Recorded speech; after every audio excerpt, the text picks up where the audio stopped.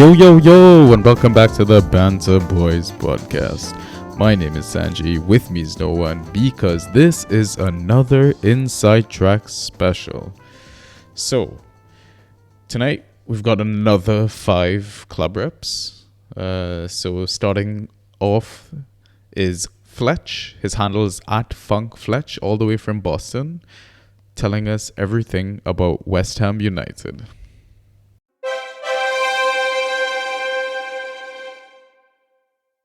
Hey, this is Fletch, here to help out my good friend Sanji. A little bit overdue here. Apologies, buddy, for missing the last international break, but hopefully I'll get this one in time. Anyway, here to answer a few questions Sanji had about West Ham, their start to the season, and some of their Trax assets. First question was just around, the standard buy low, sell high players. So I'm just looking at the list and just sort of going top to bottom here in terms of top fantasy point scores so far this season through, I think, game week 8. So Jared Bowen's up top, I think probably performing sort of at expectations, and I see no reason for that to change. So I don't know if I'd put him in either category, if I'm being honest. Would be happily try to trade him in to someone that is willing to sell slightly cheap, but I think he's kind of fairly valued at this point. James Ward-Prowse is next. To me, I think he probably, falls into the sell high category if you just look at his points per game. I think he has a few more goal contributions than you might have expected. I think in 7 games, he's got 2 goals and 3 assists. But he's one that I think I'd happily hold as opposed to selling high, or even potentially try to buy high, but that might be my bias kicking in here. Next on the list, we've got Thomas Souček, who may also fall into that same sort of buy high category. I guess I called it buy low because I think he's kind of been under the radar in terms of his fantasy output this year. He's got 11.5 points per game. He's someone that I'd happily bring in just, based on his current form and positioning. And I think he's back to getting on the end of some of those set pieces. And with JWP delivering them, I could see him getting back to where he was a few seasons ago when he was a bit of a fantasy darling. Who else? We got Vladimir Sofal here, who I think I'd put squarely in the sell high category. He has, I think, 4 assists in his last 4 games, which is inflating his points per game a bit. Now, he did have that season again a few years ago where he did produce pretty good fantasy output in terms of ghost points, but I'm not sure the assists are sustainable, I guess. So that would be my view there. Lucas Paqueta, I'd probably put him in the buy low category. I think, to me, he's underperformed expectations in terms of fantasy output, but certainly passes the eye test. He's been phenomenal so far this season, and I think that'll probably start to translate a little more to some goals and assists, particularly it's been a while since we've had a PK, but if he's on pens, that just adds to his potential long-term value. The last one on the list here, I'd mentioned you go down a bit in terms of fantasy output to this point, but Mohamed Kudus obviously came in, highly rated winger, has yet to crack into the starting 11, but I think it's only a matter of time. So to me, he's a big buy low candidate, until he gets that first or second start. You can convince someone that he's kind of, squarely on the bench and maybe going to be a player for Europa. But I think his starts are coming. I think it'll probably push Bowen up into a sort of central striker role. Because frankly, I think that's the only place he really fits right now. In order to get sort of the best 11 out there, I think you'd have to take Antonio out and put Kudus on the right or left and Bowen up top. But he's someone that I'd aggressively try to trade in leagues that I don't have him in. The only other player I'd mention in this sort of category is Saeed Benrahma is unfortunately, I think, droppable at this point. I know I've dropped him in at least one league, and I think he sits on the waiver wire in a few others, and I just think he's too far down the bench at this point to be worth a roster spot. But if he does, have the odd start, or if there's an injury, he's certainly shown that he can produce, Fantrax points, so he'd be one worth picking up. Next question was around surprising stats. Nothing really stood out that I haven't mentioned already, I guess. I think, JWP, 5 goal contributions in 7 games. Maybe that's a little bit of an aggressive pace. But obviously you own him for the ghost points, or you roster him for the ghost points. And so, he's got 15 key passes, I think 6 shots on target, and he's producing in a number of categories. So, maybe the only surprise is just the pace of the goal contributions. Although when we get to my forecast, maybe that won't slow down. Um, and then I guess Sofal with the 4 assists is probably surprising. Again, I'm not sure that's a pace that he can keep up, but it's certainly worth. I had him in the sell high category. That was, if there's anyone that sees his 10 points per game and thinks that's going to persist, I think he's probably going to settle in the 7 to 8 points per game and definitely be a worthy streamer. But the 4 assists sort of stood out. And then lastly, I would just highlight Emerson, who doesn't have any. He has 2 assists, no goals. But in terms of the eye test, I think there's certainly opportunities for him. I think there's been a few close misses with him getting a few additional assists, and so I could see him starting to contribute in that area and again be a sort of streamer plus. I have him on a few teams that I'm sort of thin defensively and need that kind of high end streamer when they have a good matchup. But one to keep an eye on still for sure. Despite a few negative points there a couple weeks back. Lastly, the sort of current forecast, and I got to redeem myself here after getting some feedback that my first Inside Trax recording early in the summer was a little pessimistic, and I would agree with that assessment. But to be fair, we hadn't brought in. I don't think any of the new signings had come in at that point.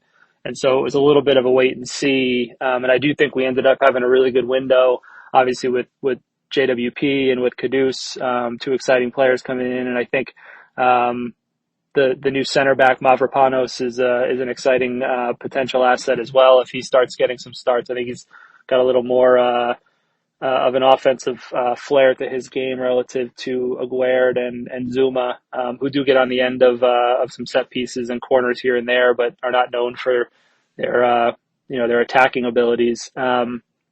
Anyway, so with that backdrop, I think the season has started really well. I think they came out a bit flat against Bournemouth in the first game, and also didn't have any of the new signings in.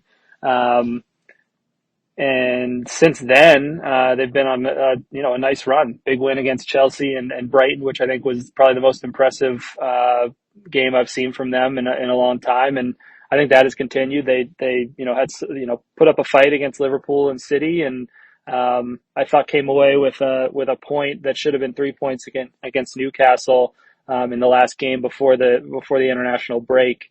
So the outlook for me is actually quite positive. I don't see any reason that they shouldn't be competing for another year in Europe. I think if things really do go well and the team stays healthy, I don't see any reason they couldn't really compete for the top 4 this year.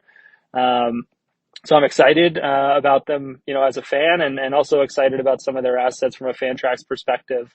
Some have performed at expectations, whether it's Bowen or Ward-Prowse. Some are sort of getting back to what we saw a few years ago with Souček and potentially Sofal. And then I think Paqueta has more to come, and Kudus is an exciting one if you can bring him in, especially on the cheap at this point. Anyway, that's all I got. I listened to Ben Chicken's, big fan of his, to get ready for this and sort of figure out how people were approaching it. And he mentioned that he ate some cheesecake. So I feel like I must mention, that I just had a sandwich from the best sandwich shop in Boston here, Al's. So I had a chicken salad sub. Highly recommend it to anyone that's in town. And Sanji, hopefully you'll be here soon. I know I owe you a trip to London. Anyway, cheers, boys. Speaking of London, let's move up north to Arsenal. Ryan Barnes is going to talk about the Gunners, his handle at CNFC82.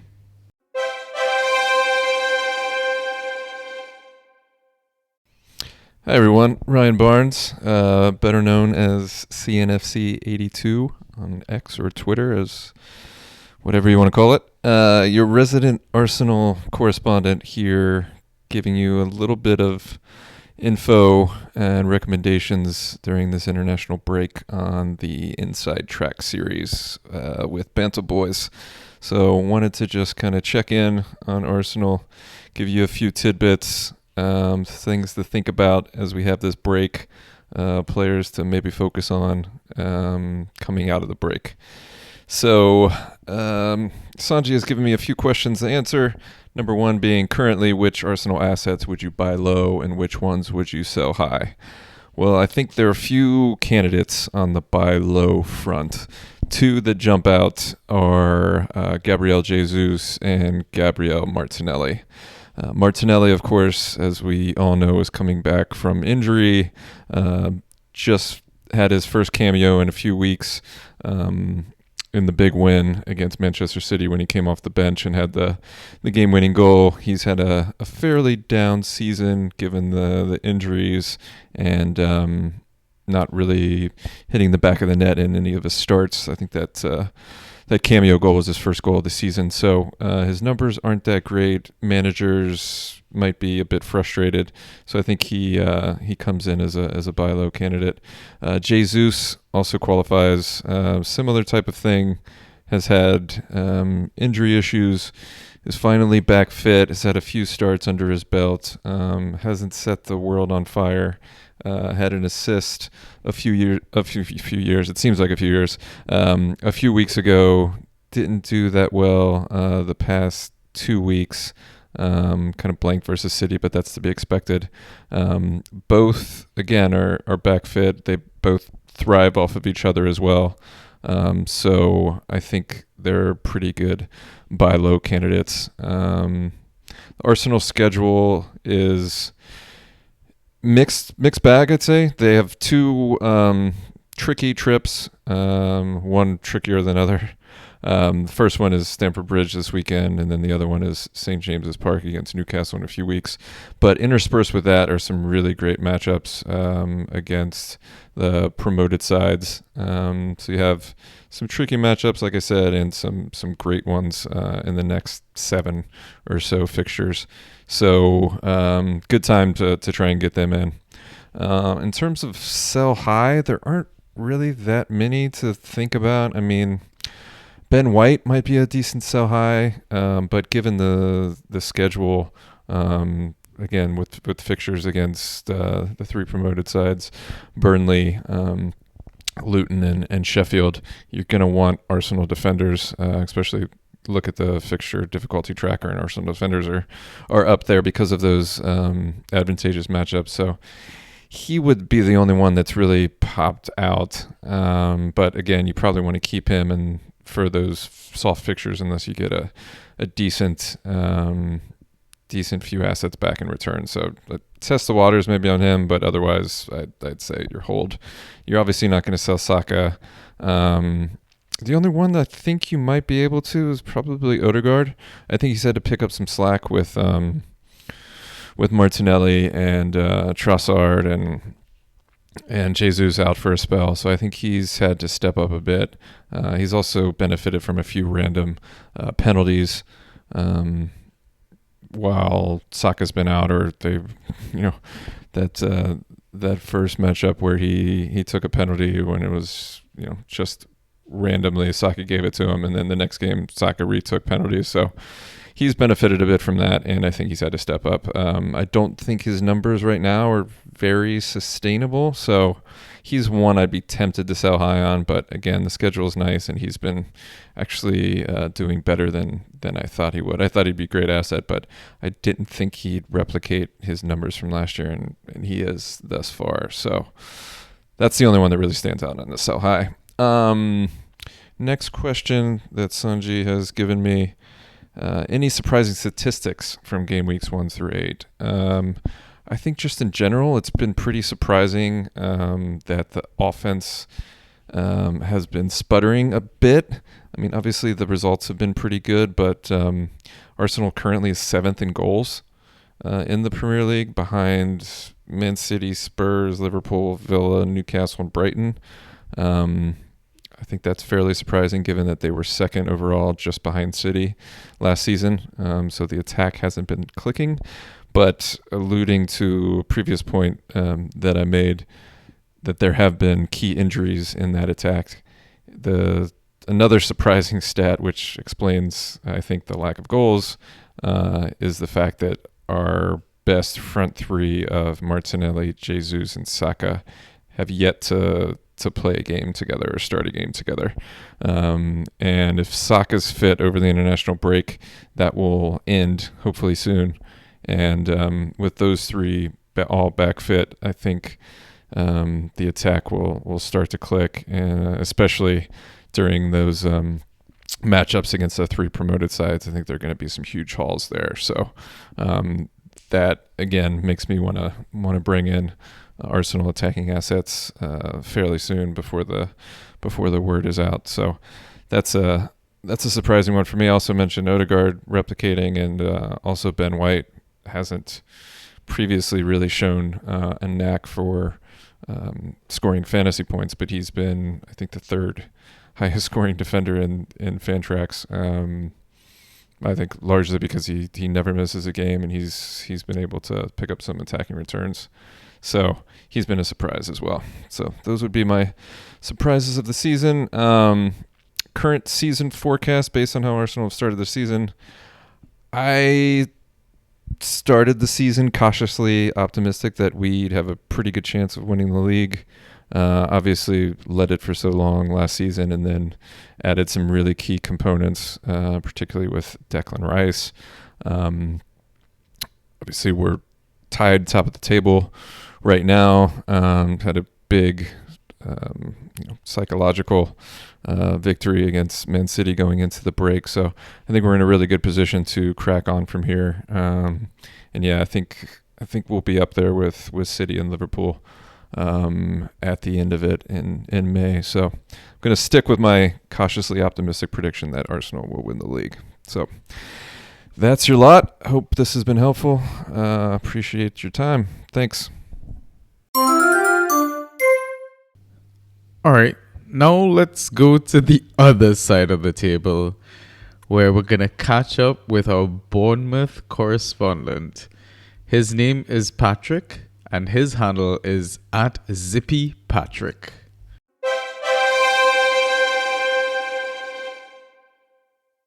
What's going on, all you banter boys? It's the one you've all been waiting for, the AFC Bournemouth International Break update. This is Patrick, or Zippy Patrick on Twitter, to give you the latest on the state of Bournemouth right now and looking back at some of my predictions from a few months ago. As you may remember, I predicted a comfortable mid-table finish for Bournemouth. In fact, they sit 19th and winless after 8 games. It's shite. Just 3 points versus West Ham, Brentford and Chelsea. It's not saying much these days. Sorry, Sanji. Minus 13 goal difference right now. However, don't give up hope yet, all you cheeky little cherries. Some upcoming home fixtures at home to Wolves and Burnley this month, and an away trip to Sheffield United next month gives us reason for hope. It's really a case of now or never for the coach Iraola. Now let's quickly look back at some of the predictions I made a few months ago. Justin Kluivert to do very well. In fact, he's only got 21.25 points in total, 3 points per game. Not working very well. I said David Brooks was going to be a sure thing. He got a goal off the bench in game week 4 versus Brentford, which was great, and a couple of good performances here and there, but he's been stuck on the bench ever since week number 1, unfortunately. Semenyo, who I said was going to be complete trash and a waste of space, was, of course, Bournemouth's best player for the first couple of weeks, with that goal at Anfield being the highlight. He's tailed off a lot, though. So that brings me to the question of who to buy low and sell high. Well, look, with those matches coming up against Wolves, Burnley and Sheffield United, I have faith that the Bournemouth attacking players can finally pull their fingers out and get something done. So I would be looking at players like Solanke, if for whatever reason he's free in your league, which I doubt he is. Christie, who's put in a couple of good performances here and there. Sinistera has not really done anything of note yet, but there's still time and a lot of potential there. Philip is overdue a screamer. Get him in your team. Dango, your boy Dango, Traore, I haven't seen him in 100 years. Their time's coming. When it comes to Bournemouth assets to sell high, again, I'm looking at those matches against Wolves, Burnley and Sheffield United. Why not consider drafting in a defender from Bournemouth? They may well get a clean sheet if you're lucky against one of those teams. And then, sell. We've got Newcastle and City coming up in November, which I neglected to say, and we're going to get shagged. And on that note, let's move on to surprising stats. Well, they're surprisingly shite, the stats, I have to say. But Solanke is on 9 points per game, which is good to see. Kirkes, who's a player at left back, we bigged up a lot pre-season. A couple of good performances in there. I like watching the guy play a lot, but it is just not reflected at all in points right now. 16 points in total from 8 games. Not looking good. As I mentioned earlier, it's a case of now or never for Iraola. You'd have to say if they don't start picking up a couple of big wins ASAP, then he could be out of a job, which means, of course, firefighter incoming. So look for players like Kiefer Moore if he happens to not go out on loan. Even the legend Traore, haven't seen him for a long time, could be back in the side. You never know. When it comes to the rest of the season, surely it can't get any worse from Bournemouth. Surely. Looking at the XG table, that puts them in 16th place, which is not a huge improvement on 19th, but surely the goals have got to come soon, and I hope the defence will get less leaky. A couple of final points here before I wrap up. I forgot to big up Marcus Tavernier, or as some co-commentators like to call him, Tavernier, which is wrong. He's been really solid since coming back into the team from injury, so look to get him if he happens to be free in your league. Also, a little bit of a wild card here. Keep an eye out for Alex Scott, who was signed from the Championship for 25 mil. He hasn't kicked a ball yet for Bournemouth because of injury, but he's nicknamed the Guernsey Grealish, as BBC News tells me. So keep an eye out for him. If he's as good as his name implies, then he should get straight into the team and get the points going. Again, good luck for the season, all you banter boys. I'm sitting at 5 wins, 3 losses right now. Going for the title. Let's do this. Come on, you Bournemouth. Patrick, Zippy Patrick on Twitter. I'm out. All right, now let's go to the Midlands. We're going to check out Aston Villa. Our rep's name is John. His handle, my name is John. Take it away.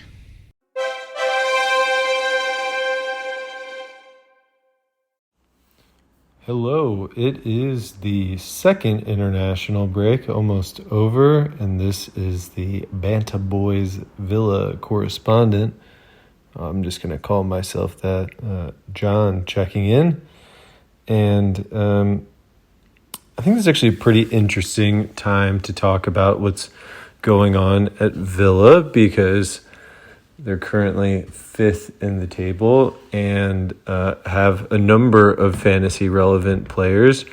So you all might think that they're a particularly good club to be investing in right now, and I can hopefully try and dispel some of the myths there, but also back some of the players that you guys might want to be investing in.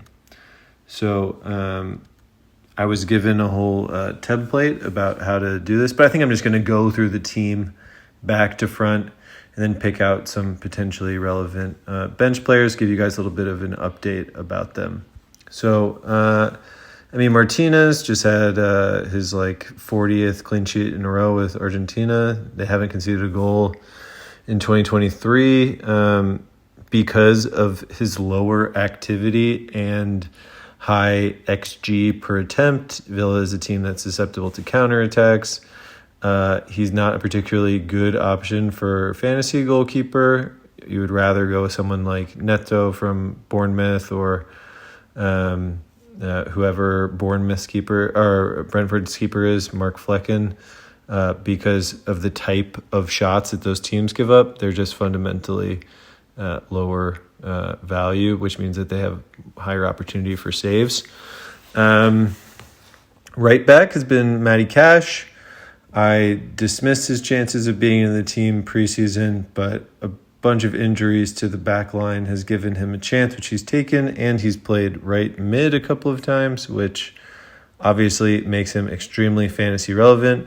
I do think that once Alex Moreno is back, we could see Emery going back to that asymmetric formation with Torres, Carlos, and Konsa with Moreno, but so far he hasn't had the full group of players like ever. Moreno suffered a setback to his hamstring injury, so just getting him back would be a huge boost for the team on the field, but also potentially create some fantasy problems with both Luca Digne and Matty Cash being sort of prioritized assets for fantasy as of now.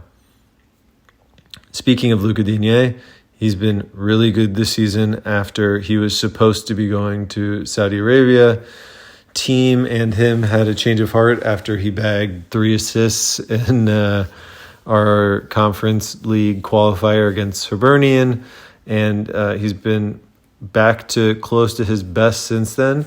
I still think that Unai Emery likes the style of Alex Moreno more and what he brings to the team, and Digne will be a rotation and European option. But with all that being said, Alex Moreno hasn't played football in like 6 months now or something, maybe a little bit less than that.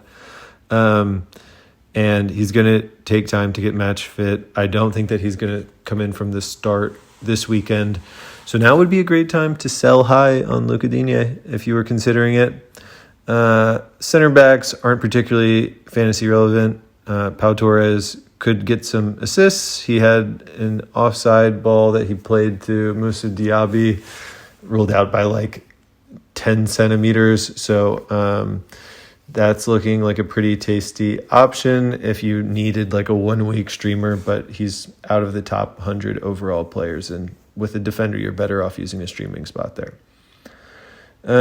In terms of the top 4, well, we'll keep going in this order and go through the midfield. John McGinn, I singled him out as the 4th most valuable Villa player before the season started, as long as he wasn't playing weird roles and he was playing right mid.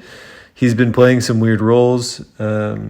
He played like left back in one of the European games and has sort of been deployed all over the field. But he's been really good in the right mid starts. He's averaging in the aggregate 8 points a game in my league. And I would expect that number to tick up with the good fixtures we have. So that would definitely be a buy for me. Next in the middle is Boubacar Kamara. He's not fantasy relevant, but has been a really good player this season and helps everybody else do what they're doing, including this next guy, Douglas Luiz, who I singled out as easily the 3rd best Villa player going into this season and potentially a top 50 overall pick. He's ranked 49 right now in my league, way ahead of where he was drafted, and is averaging almost 10 points a game in my league, which is exactly where he left off at the tail end of last season. Luiz does everything. He takes penalties now. He takes some of the set pieces if it suits him. He takes almost all of the right-sided corners. So you're getting a lot of baked-in value with him, in addition to the fact that he's the most advanced of the center midfielders and plays a lot of through balls. So I think he has the upside to perform even better than he's been performing so far this season, especially with the kind fixtures for Villa coming up.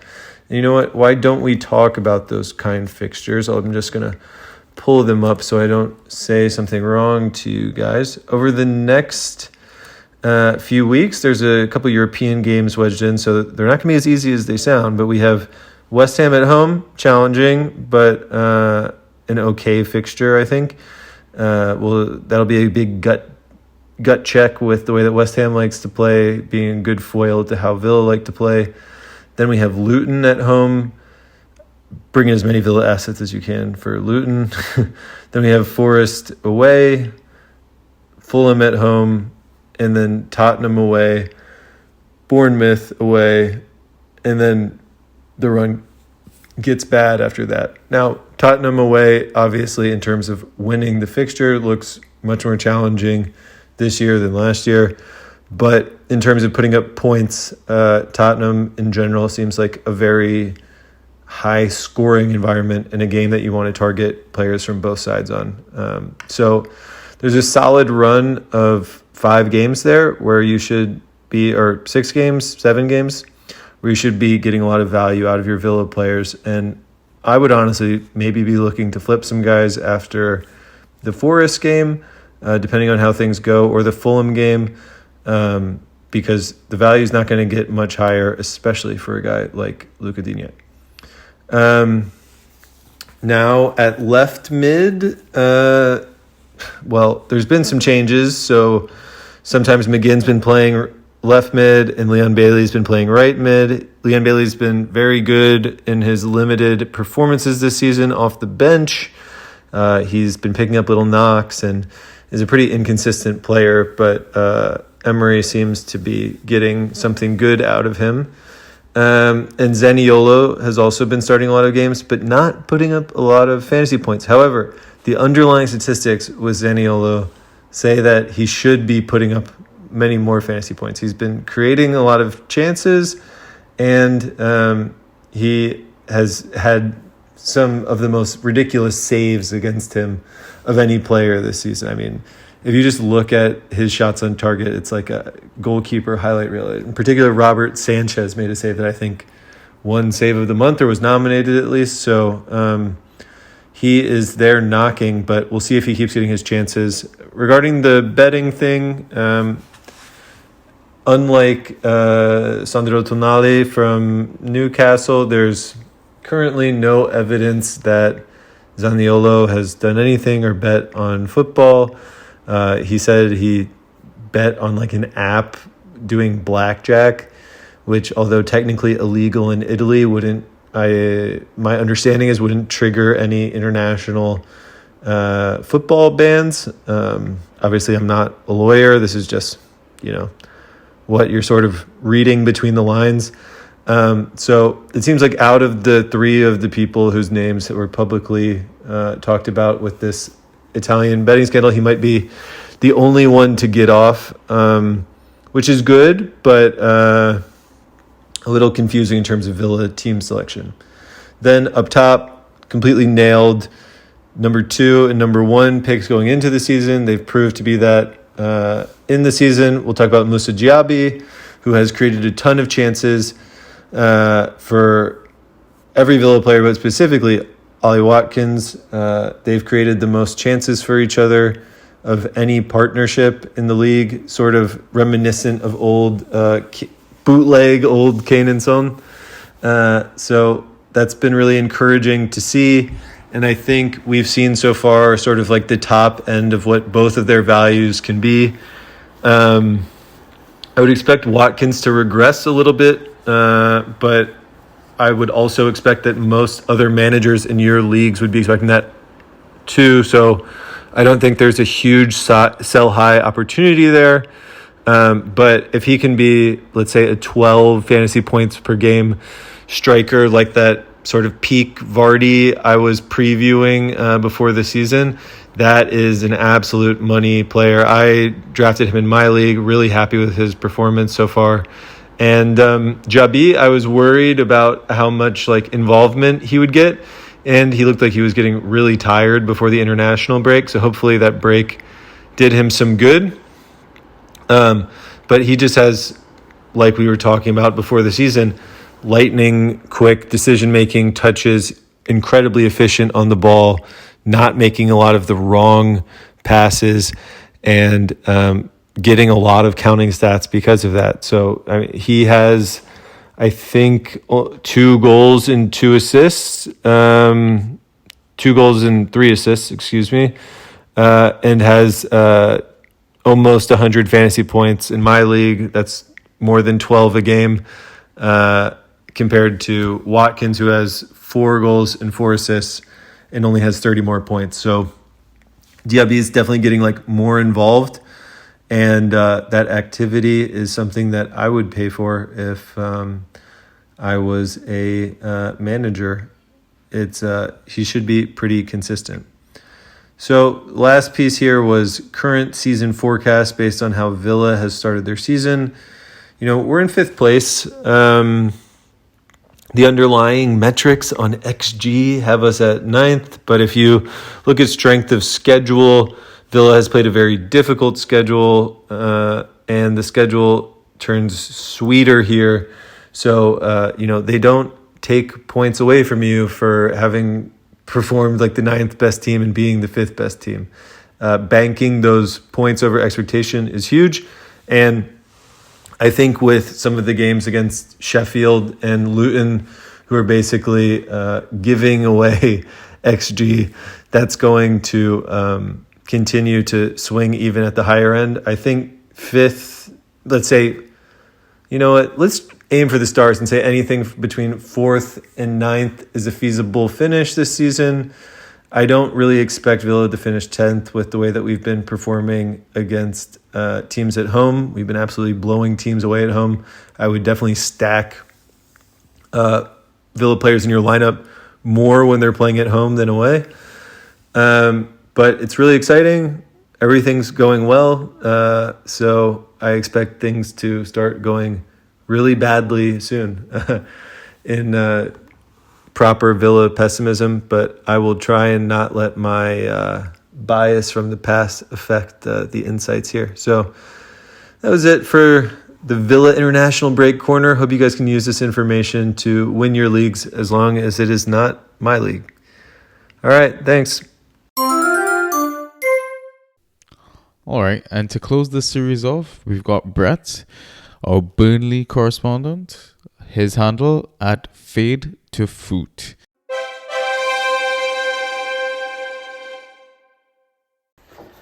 What's up? It's Brett with the Banter Boys. Let's go. It's your favorite Burnley correspondent. Looking at all things fan tracks for Burnley.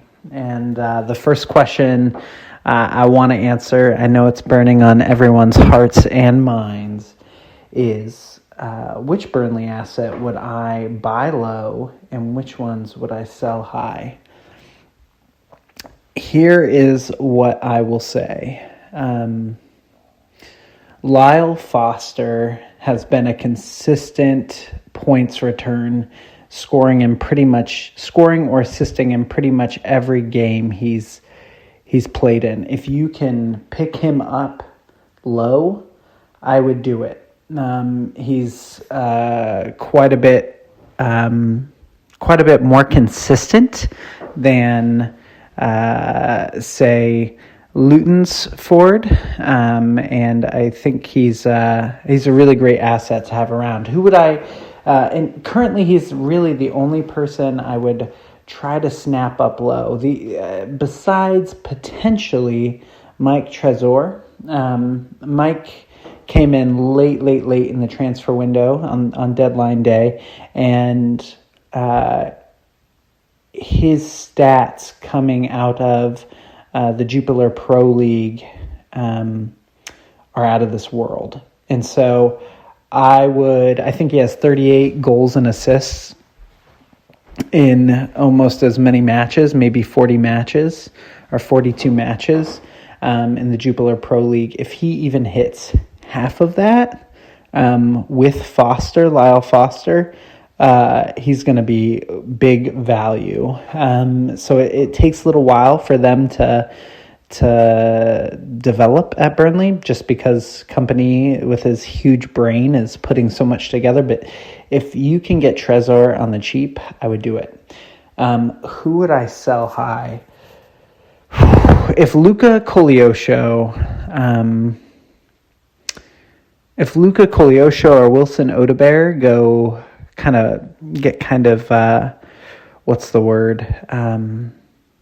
if they start hitting a streak, I would sell them immediately. I don't think it's going to be consistent returns for either of them. They're both very young forwards, and if they hit any sort of form, I would pump them for like 2 matches and then try to dump them as quick as you can.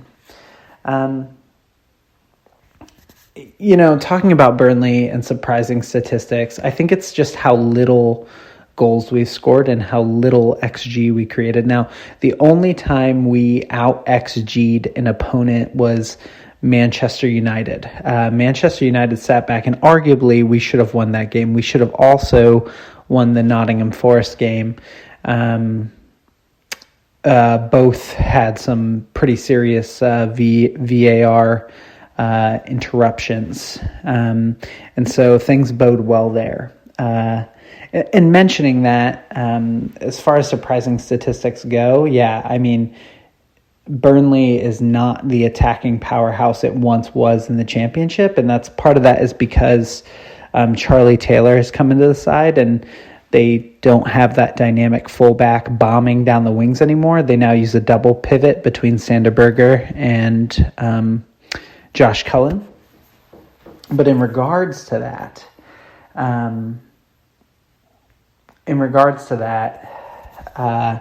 it's just not creating as much. It's got a little bit more defensive rigidity, but yeah. I would say Luka Koleosho has been the player most in the box for us, but has no end product. And I think statistically it's very unique, this Italian, American, Canadian, and I think Nigerian quatrinational has been a bright shining light, but has had absolutely zero end product. So I think that's kind of unique, like how low our XG is, especially with how much possession we've had. My current season forecast for Burnley, I think we should be a little above where we are. We should have beaten Manchester United, and we really should have beaten Nottingham Forest. It shouldn't have been a draw if you watched either games.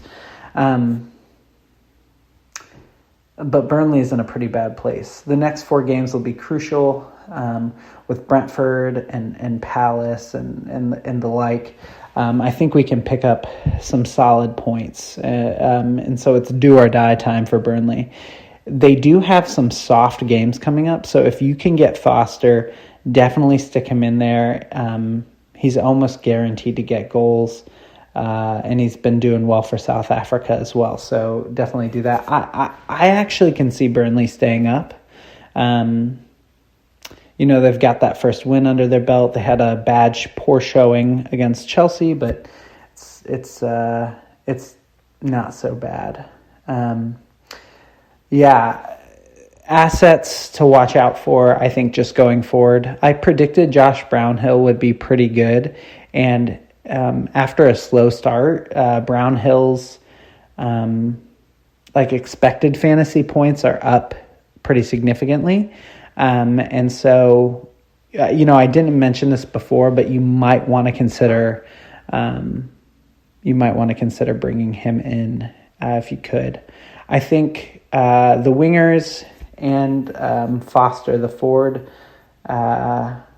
will be good value Fantrax wise going forward, but this is a build season, so I would not expect any standout stars, but definitely pick up Foster, definitely pick up Brownhill if you can, and if Mike Trezor picks up any form, buy him low, stick him away somewhere, because it's going to be absolutely nuts, because once he gets firing, he won't stop. Cheers, y'all. At Fade to Foot, proud to be part of the Banter Boys, and very thankful to share with you all. If you have any questions, let me know. I'll do a little bit of a deeper statistical dive going forward into the second half of the season. Cheers. Sweet. So that's a wrap on this international breaks special episode, the Inside Track series. Just want to thank all our reps that contributed to this week's episode, and just want to wish everyone good luck for game week 9. Really appreciate your support, and I'll catch you on the next one then. Peace.